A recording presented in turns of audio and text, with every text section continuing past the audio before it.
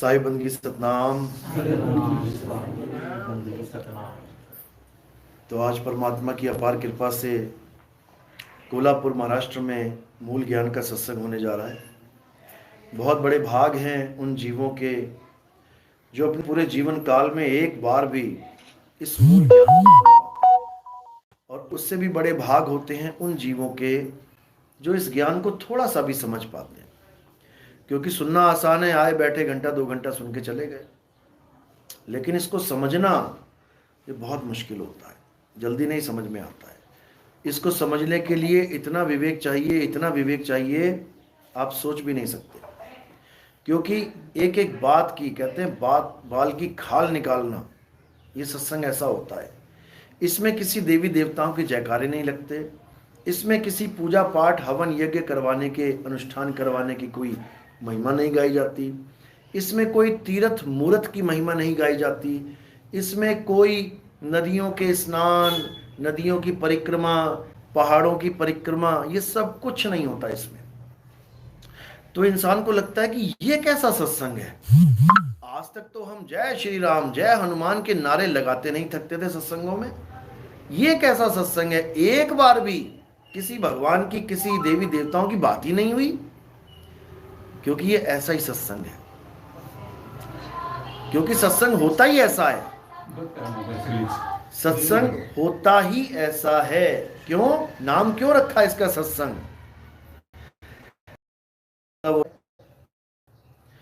जो पहली बार सत्संग में आए हैं, जो पहली बार सत्संग में आए हैं, फर्स्ट टाइम, आप किस धर्म के हैं, आप किस जात के हैं, आप किस भगवान को मानते हैं, हमें इसकी कोई जानकारी नहीं है, और ना ही हमें जानकारी लेने की जरूरत है। क्योंकि हमारे सत्संग का उद्देश्य केवल एक है। क्या है? आप चाहे किसी भी धर्म के हों, आप किसी भी जात पात के हों, आपका इष्ट देव कोई भी हो, आप किसी भी भगवान की पूजा करते हो, आप केवल सत्य कि सत्य क्या है। अगर आपने सत्य को जान लिया तो उससे क्या होगा, आपके जीवन में जितना भी असत्य जो आप ग्रहण करके बैठे हो, वो क्या होगा, अपने आप छूट जाएगा। अगर आप सत्य धारण करके बैठे हो तो अच्छी बात है, सत्य तो है ही आपके पास। लेकिन अगर गलती से अज्ञानता में असत्य की पूजा करने लग गए तो फिर आपको समझदारी दिखानी पड़ेगी।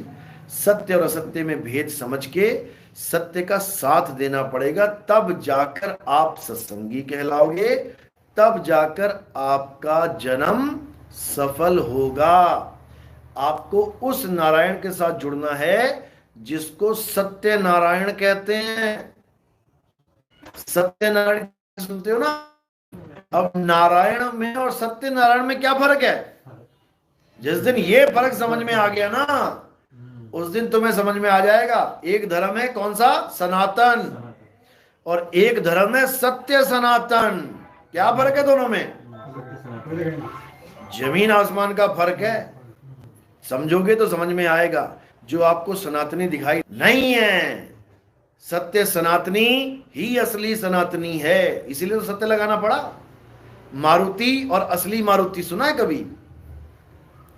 मारुति कार लेने जा रहे हो और कोई कहे मैं असली मारुति कार लेने जा रहा हूं, ये क्या दो है क्या? अरे एक ही है, पूरे इंडिया में कहीं से ले ले, मारुति कार एक ही है। मैं BMW गाड़ी लेने, मैं असली वाली BMW लेने जा रहा हूं, है नकली भी चल रही है क्या? वहां नहीं चल रही है। क्यों? कॉपीराइट सिस्टम है, वहां पे केस लग जाएगा। लेकिन यहां कोई केस नहीं लग रहा किसी पे। यहां जिसको मर्जी सनातन बना के चेप दो। नहीं, सत्य सनातन को जानो। सनातन धर्म की जय नहीं, सत्य सनातन धर्म की जय बोला जाता है। होता क्या है आखिर? सत्य साहिब होता क्या है? कबीर साहब कह रहे ना, साहिब साहिब सब कहें और मोहे अंदेशा, और साहिब से परिचय नहीं, वो बैठेगा किस ठौर। साहिब साहिब तो सभी कर रहे हैं, सारे कबीरपंथी बिना साहिब के बता दो कोई मिलते हैं, साहेब बंदगी साहेब साहेब। तो आज परमात्मा की अपार कृपा से उस सत्य का भेद समझ में आएगा जिसको समझने के बाद आप बिल्कुल क्रिस्टल क्लियर हो जाओगे, बिल्कुल एकदम पारदर्शी। यानी एक कांच के गिलास में अगर कोको कोला पड़ी है और एक कांच के गिलास में पानी पड़ा है, एक कांच के गिलास में कॉफी पड़ी है, एक कांच के गिलास में रूह अफ़ज़ा पड़ा है, आप बिना झांके बता सकते हो गिलास में क्या है। बिना झांके, ऐसे नहीं देखना पड़ेगा क्या रखा है इसमें। क्यों? क्योंकि पारदर्शिता आ गई, किसी से पूछने की भी जरूरत नहीं पड़ेगी। अभी आपके सामने स्टील का गिलास रख देना, 4 गिलास लेके कोई आए, वो क्या कहेगा? ओछा कुछ देखेगा, वो क्या क्या बांट रहे भाई, क्या बांट रहा है? चाय है, कॉफी है, दूध है, क्या है इसमें? क्यों? पारदर्शिता नहीं है। लेकिन जैसे ही पारदर्शिता आ गई तो दूर से देखो, अरे कोको कोला वाला वहां, ओ भैया इधर आ जा भाई, क्यों? दिख रहा है उसमें क्या पड़ा है। बस इसी प्रकार आज आपकी दूर की नजर तेज कर देंगे, दूर से दिखाई देगा। इसी को पार की नजर कहते हैं, पार की। कोई है रे परले पार का, अब तुम्हें परले से पार दिखाई देने लग जाएगा आज, समझोगे तो आज का सत्संग शुरू करने से पहले परमात्मा के नाम पे जयकारा लगाएंगे और फिर सत्संग शुरू करेंगे। बोलिए परमपिता परमात्मा की, सदगुरु बंदी छोड़ कबीर साहिब की, सभी संतों की, सभी भक्तों की, आज के आनंद की, इस गांव नगर बस्ती की, सदगुरु मदन पति साहिब की, सदगुरु बैराग पति साहिब की, सभी संतों की, आज के आनंद की, सकल हंस को बंदगी साहिब। सतनाम सतनाम। तो आज उस पे पर्दा उठाया जाएगा, उस वस्तु से पर्दा उठाया जाएगा जिसको सत्य और असत्य कहते हैं। सत्य और असत्य, इन दोनों वस्तुओं का ज्ञान आज आपको करवाया जाएगा। क्या है सत्य, क्या है असत्य। जब ये समझ में आ जाएगा तो हर चीज समझ में आ जाएगी। जैसे आप बैठे हैं यहां पे, एक आदमी बैठा है, अब इसी आदमी में, यानी हर इंसान के पास 2 चीजें हैं, सत्य भी है असत्य भी है, दोनों लेके बैठा है वो, दोनों। अब क्या है सत्य और वाला? जब मुसलमान गुरु आ गया तो अल्लाह हु अल्लाह करने वाला,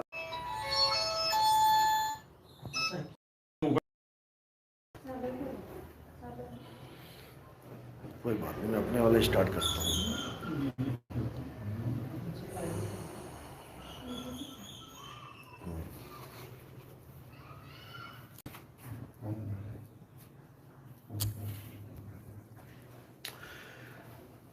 तो कबीर साहब कहते हैं कि जब तुम्हारे जीवन में भेदी गुरु आ जाएगा, भेदी गुरु का मतलब ये नहीं कि कोई नाम जपवाने वाला गुरु, भेदी शब्द का ही अर्थ आपके सामने जाता है। जैसे आप कहते हो भेदी, भेदी का मतलब होता है जिसको भेद पता हो, जिसको रहस्य पता हो, उसको भेदी कहते हैं, जपी नहीं। जैसे मैं किसी बात का भेदी हूं, किसी ने कोई काम किया, मैं उसका भेदी हूं कि उसने ये काम किया है, तो लोग मुझसे बस ये पूछेंगे मुझे भेद बता दो, इसने किया या नहीं किया। मेरे मुंह से एक ही शब्द निकलेगा, हाँ या ना, इसके अलावा और कुछ करने की जरूरत नहीं है। अब ये नहीं कि मेरे मुंह से निकला हाँ तो तुम हाँ हाँ हाँ हाँ जपने लग जाओ, या मेरे मुंह से निकला नहीं तो तुम नहीं नहीं नहीं जपने लग जाओ। भेदी का मतलब है रहस्य उसने बता दिया, तुम्हारे समझ में आ गया, बात खत्म। वही रहस्य वहां से यहां ट्रांसफर हो गया। जो भेद हमें पता है वो हमारे शिष्य को पता लग गया, बात खत्म। इस भेदी की महिमा गाई है कबीर साहब। लागे हाथ तब मिले जब भेदी लीजे साथ। कहते गुप्त वस्तु तब मिलती है जब भेदी साथ हो। भेदी यानी रहस्य जानने वाला कि वो वस्तु है कहां, नाम जपवाने वाला नहीं। आप स्टेशन से यहां तक आए मेन रोड से, आपका पर्स गिर गया कहीं पे, अब आपको परेशान हो गए, अब आपको 2 गुरु मिलेंगे। एक गुरु क्या कहेगा, क्या हुआ बेटा, अरे बाबा जी पर्स खो गया, चल बैठ यहाँ पे 2.5 घंटा जब purse purse purse purse purse purse. एक तो ये मिल जाएगा गुरुजी, और एक गुरुजी क्या मिलेगा, बेटा तू किस रास्ते से आया था, गुरुजी इस रास्ते, अरे वहीं जाके ढूंढ, वहीं मिलेगा। अब वहां जाकर ढूंढने में उसे एक बार भी नहीं जपना पड़ा, पर्स पर्स पर्स पर्स, बिल्कुल नहीं। बस इसी प्रकार, अब ये तो बात है पर्स की, क्योंकि हमें पता है कहां से आए हैं। अब यहां क्या दिक्कत हो रही है, यहां हम भूल गए हैं कि हम आए किस गली से थे। वरना वहां जाके ढूंढ ले। अब इसी भूल को कबीर साहब सुधारते हैं। अरे भूल के कारण जीव कहाया, भूल की मर्म न जाना, गुरु सतगुरु मिले, कहते गुरु मिले पारखी, पारख पद दिखलाना, संतो ये जग बौराना। तो कह रहे हैं कि जब भूल में आ गया तो जीव कहला रहा है, और उसकी भूल मिटा दी। सतगुरु ने बता दिया कि आए तुम कहां से और जाना तुम्हें कहां है, इतना बस विचार लो, हो गया भजन। मन की तरंग मार लो, हो गया भजन। आदत बुरी सुधार लो, हो गया भजन। क्या राधे राधे राधे जप के जीवन बर्बाद कर रहा है, क्या राम राम जप के, क्या कबीर कबीर कबीर जप के, क्या अल्लाह अल्लाह वाहिगुरु वाहिगुरु जप के जीवन बर्बाद कर रहा है।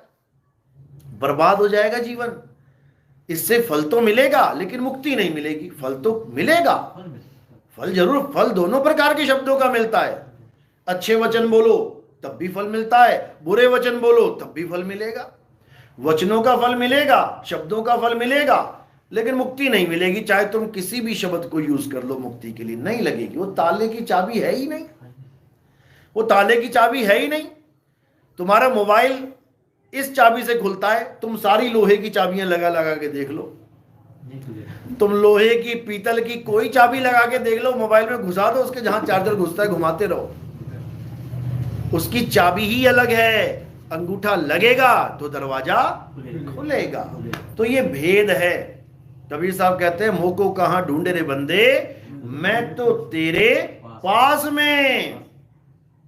अब कबीर साहब कह रहे हैं मैं तो तेरे पास में, और ये बाबा लोग क्या कह रहे हैं कबीरपंथी, कि परमात्मा तो सतलोक में बैठा है, तुम्हें हम सतलोक लेके जाएंगे। वो कह रहा है मैं तेरे पास में, और ये कह रहे हैं हम तुम्हारा चलावा चौका करके तुम्हें सतलोक लेके जाएंगे। बताओ, यही अज्ञानता है। अरे भक्तों का चलावा चौका कराओ समझ में आता है, या महात्माओं का चलावा चौका कर दिया इन्होंने। जो लोगों को कह रहे हैं हम तुम्हें सतलोक लेके जाएंगे, उसका चलावा कर रहे हैं, कह रहे हैं उसको भी सतलोक हम पहुंचाएंगे तब पहुंचेगा। बताओ, जो खुद ना पहुंचा वो लोगों को तसल्ली दे रहा है कि मैं तुम्हें पहुंचा दूंगा। बस यही दिक्कत है। कबीर साहब ने कभी नहीं कहा कि सतलोक जाओ, भूल जाओ इस बात को। कबीर साहब ने सतलोक की महिमा गाई है। सतलोक वो नहीं है जो तुम सोच रहे हो। सतलोक क्या है? लोक अलोक शब्द है भाई, और जिन जाना तिन संशय जाई। कबीर साहब ने जिस सतलोक की महिमा गाई है वो ये सतलोक नहीं है कि बड़े बड़े महल होंगे, सोने के पहाड़ होंगे, सोने की ऐसा होगा वैसा होगा, दूध की नदियां होंगी, शहद की नदियां होंगी। क्या करना वहां शहद चाट के यहीं चाट लो, क्या करना वहां दूध पी के यहीं ले लो, भैंस का दूध पी लो भाई। क्या करना वहां सोने के पहाड़ पे चढ़ के यहीं पे सोना मिल रहा है तुम्हें, वही ले लो। लेकिन नहीं, ये माया है और वो परमात्मा का है। बताओ, अरे सोना माया ही है, चाहे यहां पे मिले चाहे वहां पे। दूध माया ही है, पानी माया ही है, यहां मिले चाहे वहां पे। मुसलमान भाई क्या करते हैं, यहां शराब नहीं पीते, कहते वहां वाली पिएंगे, वहां वाली खुदा हमें खुद पिलाएगा अपने हाथों से। बताओ, अरे शराब शराब है। ये केवल एक जैसे बच्चों को समझाने के लिए, उनकी बुरी आदत छुड़ाने के लिए एक क्या बोलोगे उसको, एक तसल्ली दी जाती है। जैसे कोई बच्चा मेले में गया और क्या कह रहा है, मम्मी मुझे ये चाहिए। अरे बेटा घर चल, तुझे इससे भी बड़ी चीज दूंगी, तू घर चल, तुझे इससे भी बड़ी कार दूंगी। बच्चा कहता है सच में मम्मी? हाँ चलो। उस कार से पीछा छुड़ाने के लिए बोला गया था। इसी प्रकार कुरान में बोला गया तुम यहां शराब मत पीना, तुम्हें वहां पिलाएंगे। यहां तुम गलत संगत मत करना औरतों की, वहां तुम्हें हूरे दिलाएंगे। वो कितनी हूरे बताते हैं? वो 72 हूरे ना दिमाग से जा रही है इनके। ये सोच रहे वहां 72 हूरे ही मिलेंगी हमें। ये उनको केवल समझाने के लिए कि तुम गलत चक्करों में मत पड़ो। अरे वहां 72 हूरे इंतजार कर रही हैं तुम्हारी। इस मिट्टी की औरत के चक्कर में तुम वहां हूरों को छोड़ दोगे। ये एक समझाने का तरीका होता है संतों का। इसका मतलब ये नहीं 72 हूरे वहां इंतजार कर।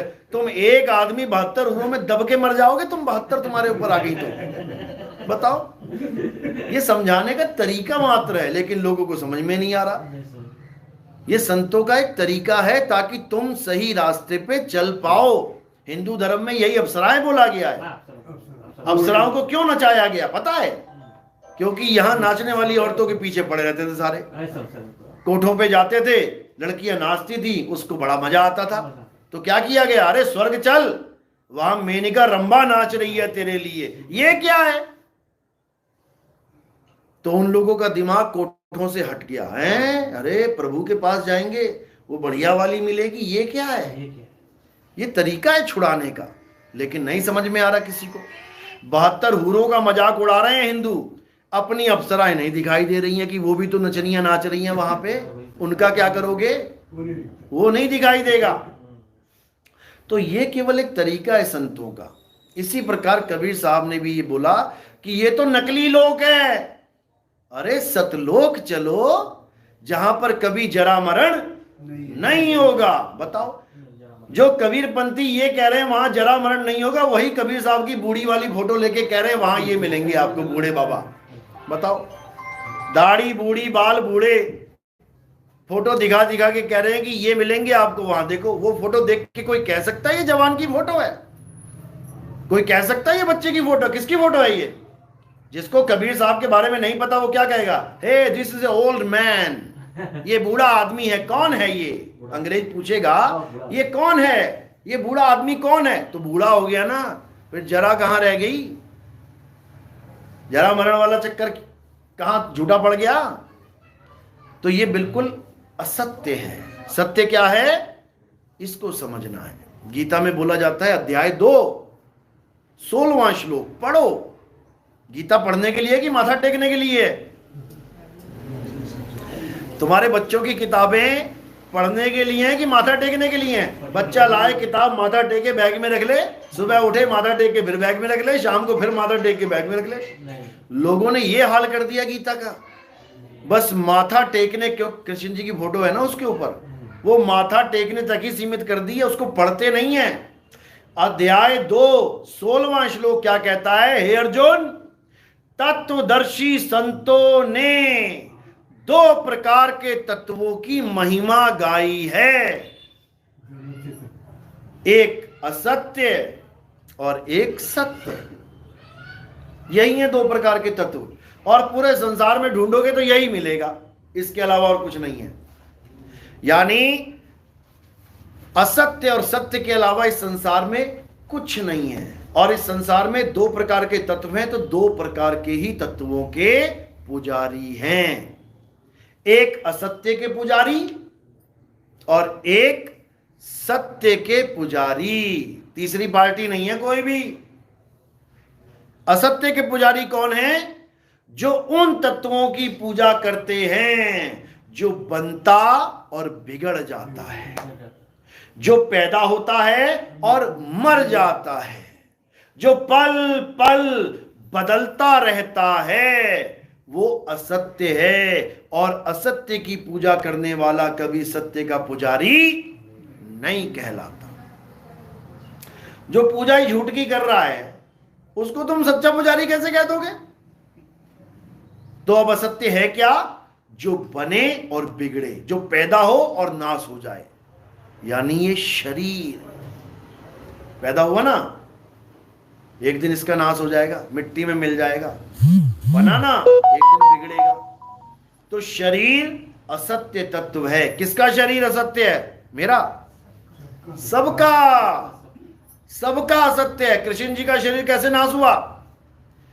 तीर लग के। राम जी का शरीर कैसे खत्म हुआ? पानी में डूब के, जल समाधि लेके। सारे संतों का शरीर कैसे खत्म हो रहा है? देख लो जाके, सबका खत्म हो रहा है। क्यों? सबका शरीर पैदा हुआ इसलिए। जो पैदा हो गया उसका नाश पक्का है। तो जो पैदा होने वाले और नाश होने वाले की पूजा करे वो असत्य का पुजारी है। अब ये थर्मामीटर आपको दे दिया गया है, ये मीटर आपको पकड़ा दिया गया है। अब इससे चाहे अपनी टेम्परेचर नापो कितना है, चाहे अब मीटर से कपड़ा नापो, समझ लो। यानी अब तुम्हारे पास जो मीटर आ गया, अब उससे नापो कि तुम किसकी पूजा कर रहे हो। क्या तुम किसी शरीर की पूजा कर रहे हो?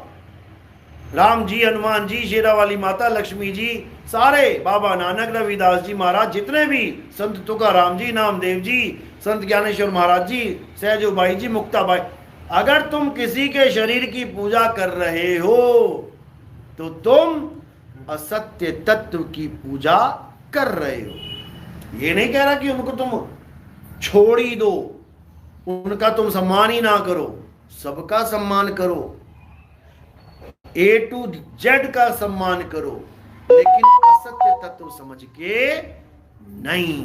तुम पूजो राम जी को, तुम पूजो हनुमान जी को, तुम पूजो कृष्ण जी को, लेकिन असत्य तत्व की पूजा नहीं। सत्य तत्व की महिमा जानो पहले। साहिब कह रहे ना, राम कबीरा एक हैं, कृष्ण करीमा एक हैं, और कहन सुनन में दो दो करके वो जानते, जिन्हें सतगुरु मिलाना हो। यानी हम अलग अलग कब मान लेते हैं किसी को भी? जब हमें वो दो दिखाई देने लग जाते हैं। जैसे ही द्वैतवाद आता है वैसे ही काम खराब हो जाता है। जैसे एक कमरे में कुत्ता डाला आपने, एक कमरे में कुत्ता बांध दिया अकेला, आगे खीर रख दी, लड्डू पेड़े रख दिए, मजे से खा रहा है। कमरे में कितने कुत्ते हैं? एक। अब उसी कुत्ते के आगे एक शीशा लगा दिया तुमने, अब कितने कुत्ते हो गए कमरे में? बस यही अज्ञानता है, यही अज्ञानता है। जैसे ही तुमने कहा दो, अब भौंको, अब भौंको, और भौंक भौंक के सारा जीवन खत्म हो जाएगा। वो कुत्ता एक ही है, लेकिन उसे जो दिख रहा है वो प्रतिबिंब है। कुत्ता एक ही रहेगा।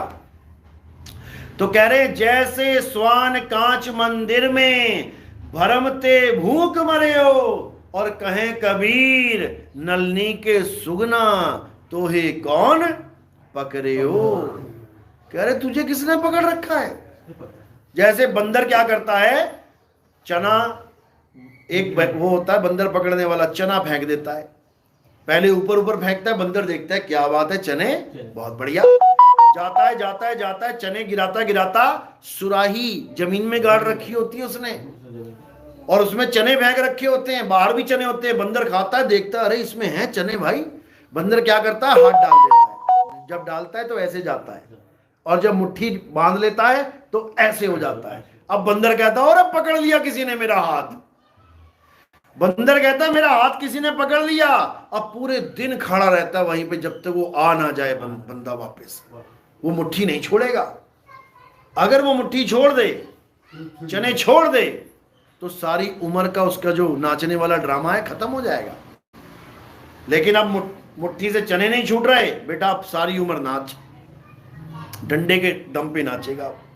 इसी प्रकार कबीर साहब कह रहे हैं कि अगर तू अपने से भिन्न किसी और की पूजा में लग गया, अब तू पक्का नाचेगा, और नाच नाच के सारा जीवन बर्बाद करेगा। देख लो नाच ही तो रहे हैं सारे। एस्कॉन मंदिर में चले जाओ, देख तेरी को नाच रहे हैं। कहीं भी चले जाओ, वृंदावन में चले जाओ, देख तेरी को नाच रहे हैं। सब नाच ही रहे हैं। वो नचा रहा है, नचाने वाला नचा रहा है और नाच रहे हैं।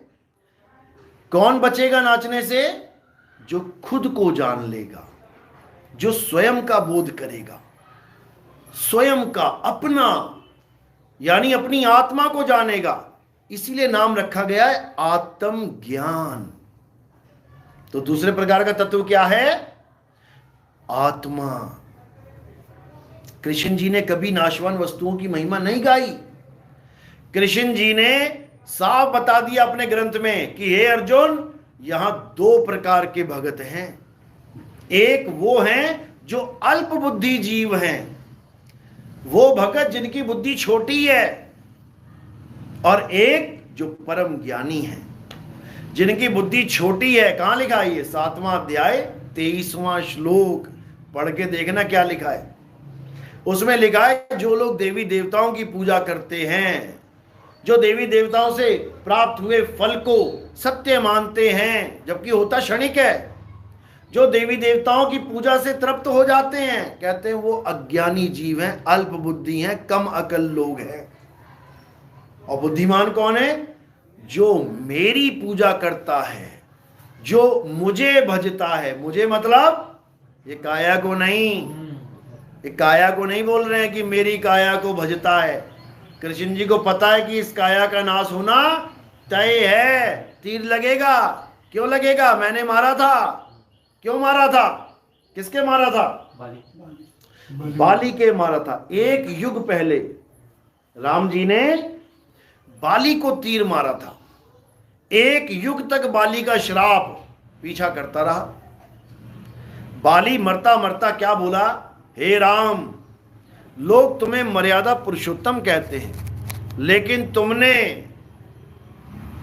क्षत्रिय धर्म की मर्यादा का उल्लंघन कर दिया, खंडन कर दिया। अब इसका हिसाब तुम्हें देना पड़ेगा। जब मैं और मेरा भाई आपस में युद्ध कर रहे थे, वो भी मल्ल युद्ध कर रहे थे, कोई अस्त्र शस्त्र था नहीं हमारे हाथ में, तो तुमने पीछे से छुप के और एक निहत्थे पे शस्त्र से वार कर दिया। अब तुम्हें इसका हिसाब देना पड़ेगा। मैं तुम्हें श्राप देता हूं कि जैसे तुमने मेरी धोखे से हत्या की है, ऐसे ही मैं भी तुम्हें मारूंगा।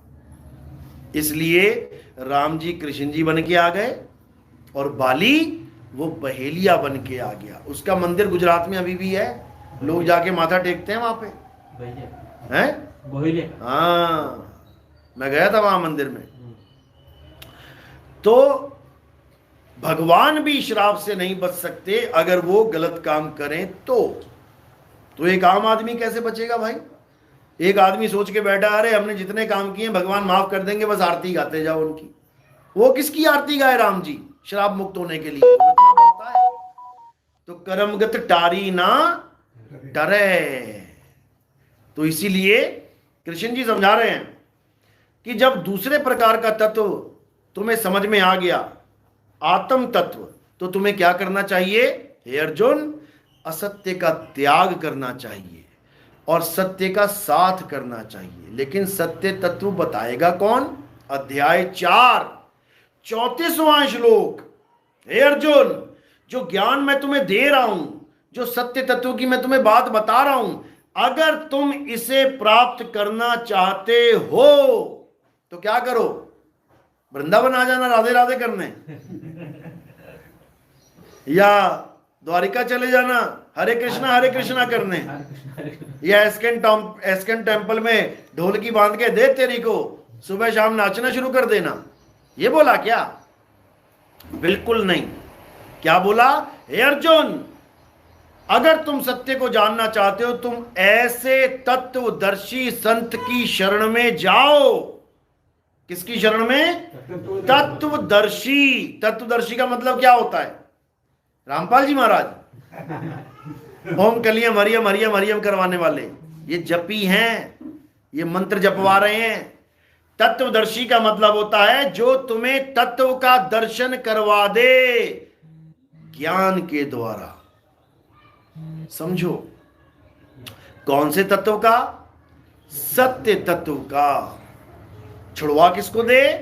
असत्य तत्व को, यानी काया माया की पूजा से छुड़वा दे, ये पत्थर पूजने छुड़वा दे, ये हवन यज्ञ पूजा पाठ छुड़वा दे, ये देवताओं की पूजा छुड़वा दे, ये हर प्रकार का जितना भी तुम्हें तामझाम दिखाई दे रहा है हर धर्म में, सब छुड़वा दे। और किससे जुड़वा दे? आत्म तत्व से जुड़वा दे। जिसने अपनी आत्मा का ज्ञान प्राप्त कर लिया है वही तत्वदर्शी तुम्हें तुम्हारी आत्मा का ज्ञान दे सकता है। समझ लो, तुम्हें अंग्रेजी पढ़नी है, तुम अंग्रेजी सीखना चाहते हो, तो तुम यूपी के किसी गांव में जाके किसी अनपढ़ आदमी से अंग्रेजी सीख लोगे क्या? अरे जिसे खुद ना आती हो तुम्हें क्या सुनाएगा? वो हमार तोहार करेगा वो। अगर तुम्हें गणित सीखना है तो तुम आर्ट्स के टीचर से सीखोगे जाके क्या? वो तुम्हें आर्ट्स ही सिखाएगा। इसी प्रकार तत्वदर्शी संत कौन है? जो सत्य तत्व का बोध कर चुका है, केवल वही तुम्हें तुम्हारे सत्य का बोध करा सकता है। क्योंकि सत्य सबके पास है, सबके शरीर सबके पास है ना, बिना शरीर के तो नहीं घूम रहा कोई। आत्मा भी सबके पास है, बिना आत्मा के तो टहल रहा कोई। आंखें ऊपर को चढ़ी हुई हैं और जा रहा है भूत की तरह। वो दिखा देते जो मर जाता है उसकी आंखें ऊपर चढ़ जाती हैं, भूत। बताओ, भूत भी चल रहा है और जो मरी गया वो कैसे चल रहा है? वो जिंदा है, इसका मतलब। तो जो आत्मा है वो सबके पास है, लेकिन उस आत्मा का ज्ञान नहीं है। बस इतना सा काम है। जो चीज तुम्हारे पास ऑलरेडी है, भीखा भूखा कोई नहीं, सबकी गठड़ी लाल। सबके पास लाल हीरे पन्ने जवाहरात पड़े हुए हैं, एक भी खाली नहीं है, एक भी भिखारी नहीं है। कमी क्या है? गांठ खोल देखा नहीं, ताते भय कंगाल। बस तुम्हें ऐसा गुरु नहीं मिल गया जिसने तुम्हारा शरीर और आत्मा का भेद तुमको समझा दिया, इसलिए धक्के खा रहे हो, इसलिए दूसरों के नाम जप रहे हो, इसलिए दूसरों की पूजा कर रहे हो। समझो, पूजा किसकी करनी है? केवल गुरु की पूजा अलाउड है हमारे यहां। हमारे पंथ में आने के बाद भी आपको पूजा करनी होती है किसकी?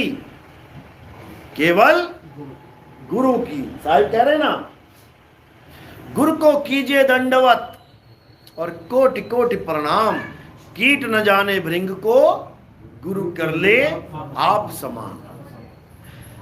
हमारे पंथ में केवल और केवल गुरु की पूजा होती है। इसका मतलब ये मत समझना कि ये शरीर की पूजा चल रही है। ये सामने कौन बैठा है? गुरु जी हैं क्या? ये तुम्हें लग रहा है गुरु जी हैं, तुम्हें लग रहा है, ये गुरु जी नहीं है। ये कौन है? ये 5 तत्वों का पुतला है। ये आकाश है, वायु है, अग्नि है, धरती है, जल है। ये 5 तत्व का पुतला अगर तुम गुरु मान बैठे इसको, तो ये 5 तत्व का पुतला कहां चला जाएगा? 5 तत्वों में लीन हो जाएगा। फिर भागते रहना, अरे मेरा गुरु कहां चला गया? अरे गुरु तो पानी में लीन हो गया, गुरु तो वायु में लीन हो गया, अरे गुरु तो हवा में लीन हो गया, आकाश में चला गया। समझो, तो कह रहे पानी में पानी मिला और मिला पौन में पौन, और मैं तो से पूछूं पंडिता, इनमें मरा कौन? कई लोग कहते हैं हमारे गुरुजी मर गए नितिन दास जी, हम दूसरा गुरु बनाना चाहते हैं। मैं कहता हूं जिस दिन मैं मर जाऊंगा फिर तीसरा ढूंढेगा, फिर तीसरा ढूंढेगा। अरे गुरु मरता नहीं है कभी, गुरु ज्ञान है, गुरु आत्म तत्व है, मर कैसे जाएगा?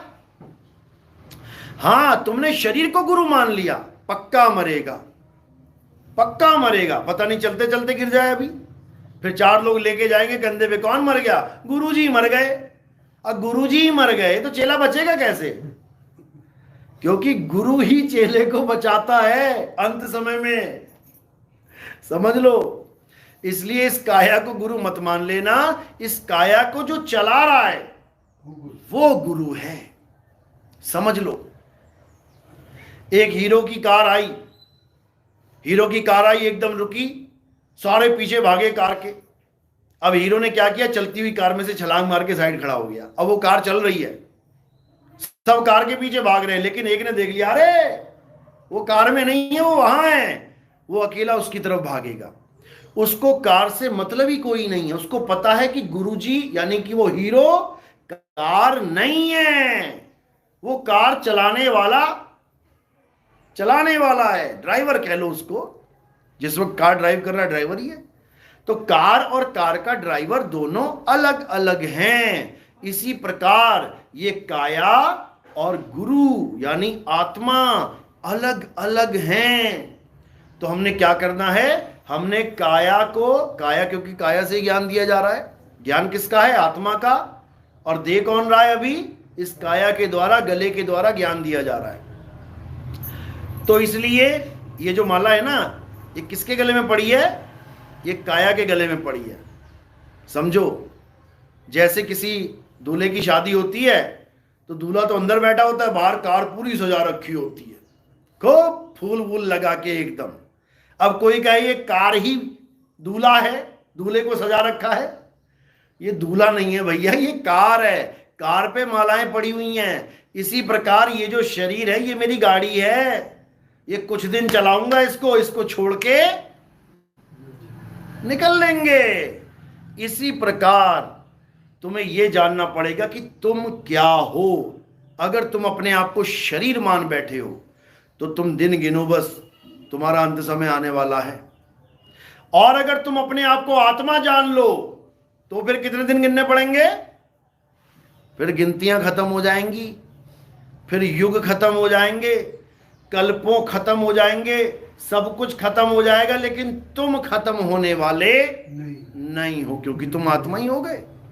इसी आत्म तत्व की महिमा कृष्ण जी समझा रहे हैं, लेकिन कोई समझ ही नहीं पा रहा है। क्या कह रहे हैं? हे अर्जुन, तुम और हम ये शरीर नहीं है। गलती से भी अपने आप को शरीर मत मान लेना। शरीर क्या है? हड्डी, मांस, खून, बाल, खाल, इसका पुतला है। और हम तुम क्या हैं? हम तुम अविनाशी आत्मा हैं। हम अविनाशी हैं। ये शरीर तो हमारे कपड़े हैं।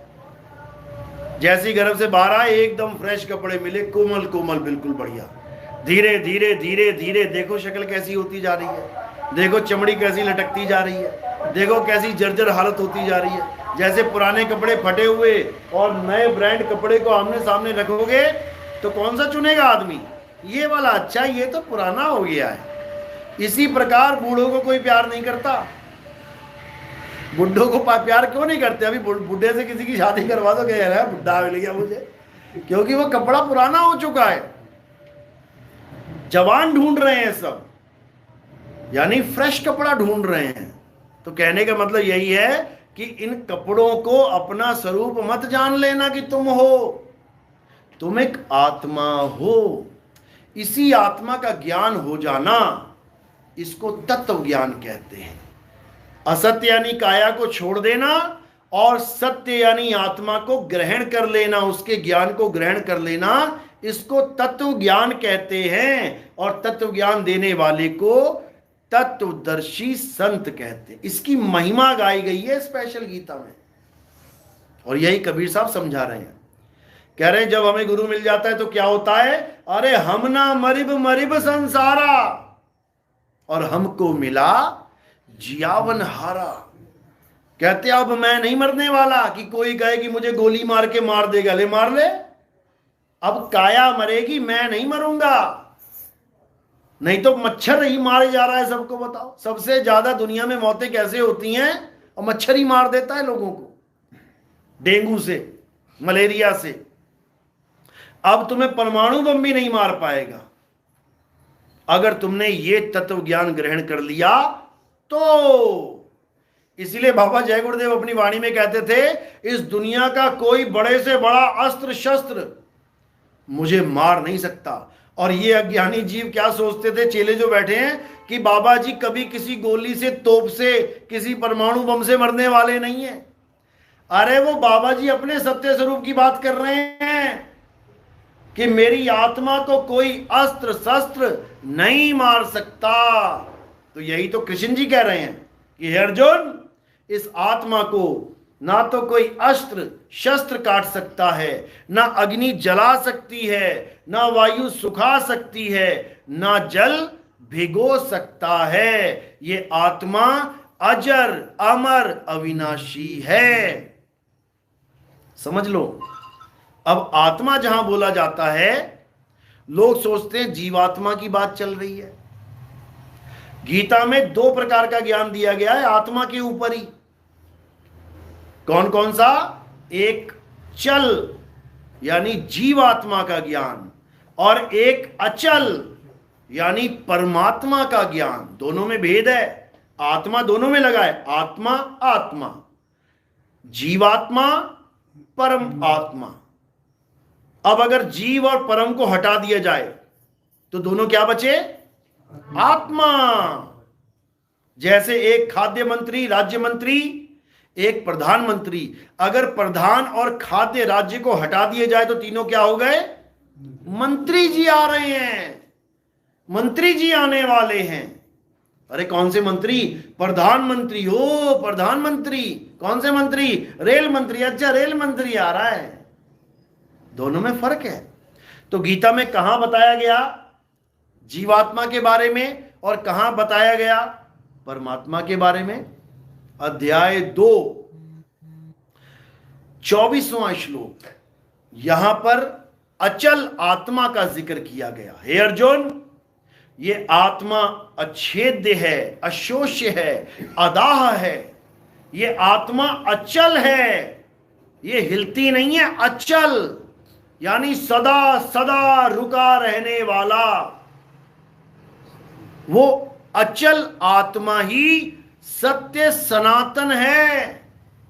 एक तो हो गया अचल आत्मा जो सत्य सनातन है, और एक है चल आत्मा।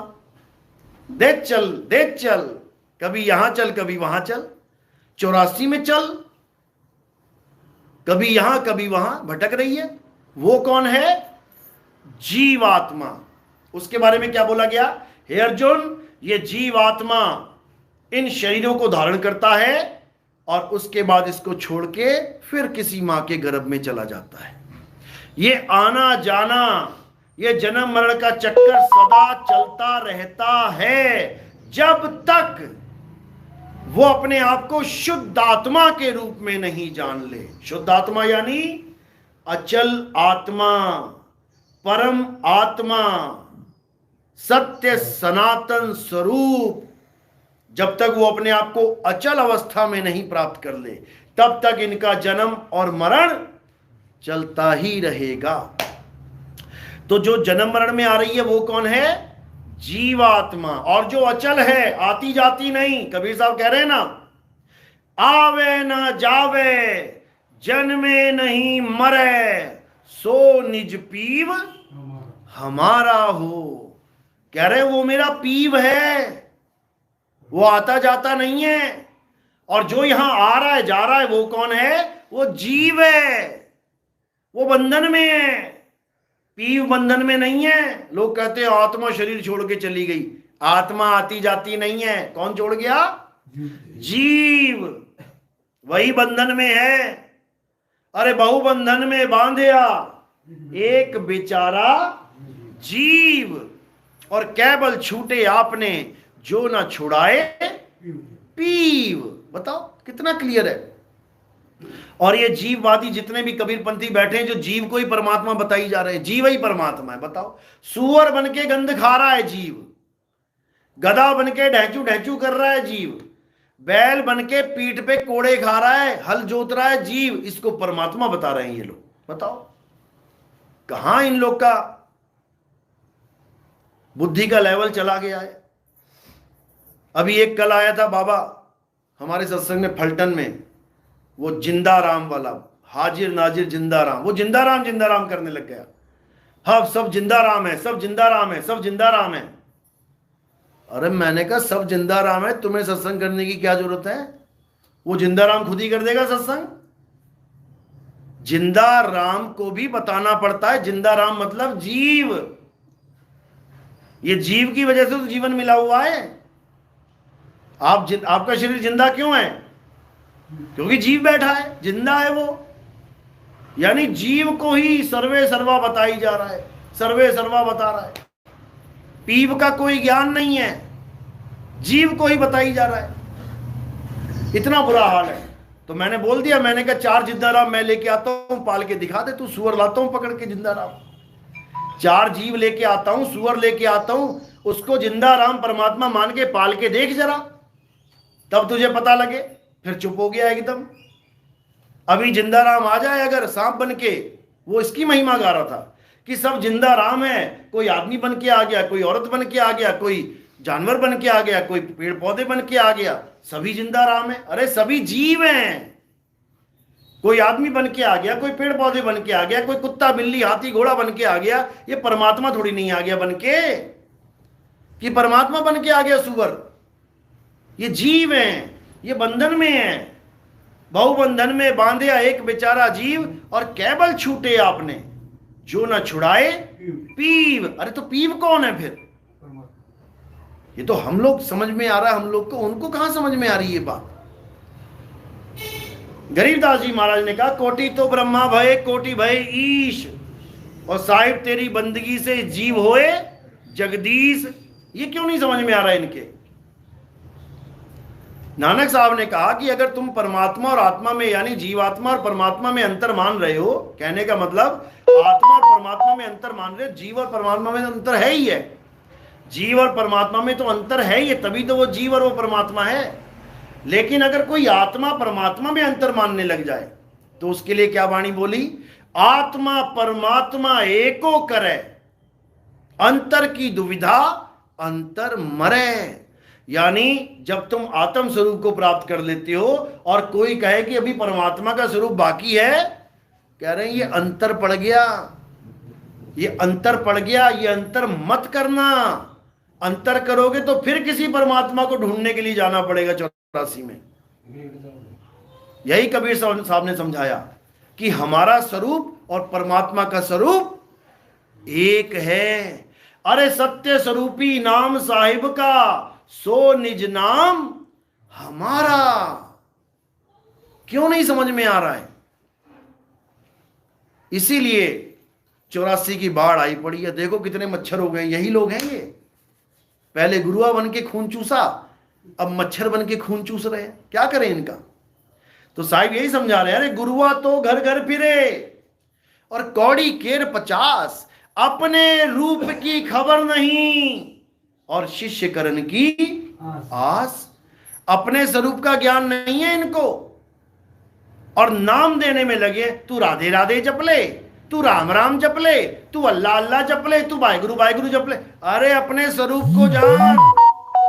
अगर अपने स्वरूप को जान लिया तो तुम्हें समझ में आ जाएगा कि कृष्ण जी भी शरीर नहीं है, राधा जी भी शरीर नहीं है, राम जी भी शरीर नहीं है, कबीर साहब शरीर नहीं है, मीराबाई शरीर नहीं है, रविदास जी महाराज, तुका जी महाराज, संत नामदेव जी, मुक्ताबाई, ज्ञानेश्वर जी महाराज शरीर नहीं है। ये तब समझ में आएगा। ये पत्थर पूजने से, राम राम जपने से, अल्लाह अल्लाह जपने से समझ में नहीं आएगा। इसीलिए सतगुरु की महिमा क्या गाई है? सोई गुरु पूरा कहावे, जो दो अक्षर का भेद बतावे, एक छुड़ावे एक लखावे, तब प्राणी निज घर को जावे। ये महिमा है सतगुरु की, कि सतगुरु वो होता है जो दो अक्षरों का भेद बता देगा। एक कौन सा अक्षर? जो तुम्हें तुम्हारे खानदान में मिला है, तुम्हारे धर्म में मिला है, तुम्हारे देश में मिला है। हिंदुस्तान में कौन सा मिल गया? का खा गा आ ई। अमेरिका में, इंग्लैंड में कौन सा मिल गया? A B C D E F G. अरब में कौन सा मिल गया? अलिफ बे ते पे। पंजाब में कौन सा मिल गया? ऊड़ा एड़ा ईड़ी हा सस्सा कक्का कग्गा गग्गा। ये सब भाषाएं कहां से मिल रही हैं? ये सारे अक्षर कहां से मिल रहे हैं? ये तुम्हें तुम्हारे माता पिता से, तुम्हारे समाज से, तुम्हारे प्रदेश से, तुम्हारे देश से मिल रहे हैं। भारत एक है, लेकिन गुजरात वाला चला जाए जरा कर्नाटक में, वो कहेगा भैया क्या बोल रहा है यार तू भी हिंदुस्तानी, मैं भी हिंदुस्तानी, पता नहीं क्या क्या बोलते रहते हैं ये लोग। यूपी वाला गुजरात में चला जाए, उसको वो समझ में ना आए। समझो, आसाम वाला दिसपुर में कहीं और चला जाए, आंध्र प्रदेश में, उसको वो सब। एक ही भारत में इतनी भाषाएं चल रही हैं, कहां से आ गए ये सारे अक्षर? इंसानों की उपज है। तो क्या करता है सतगुरु? दो अक्षर का भेद बताए, एक छुड़ाए। गुजराती में नाम जप रहा है, हाँ छोड़ दे। तू बंगाली में नाम जप रहा है, हाँ छोड़ दे। तू हिंदी में नाम जप रहा है, हाँ छोड़ दे। तू अंग्रेजी में जप रहा है, छोड़ दे। तू अरबी में जप रहा है, छोड़ दे। तू जापानी,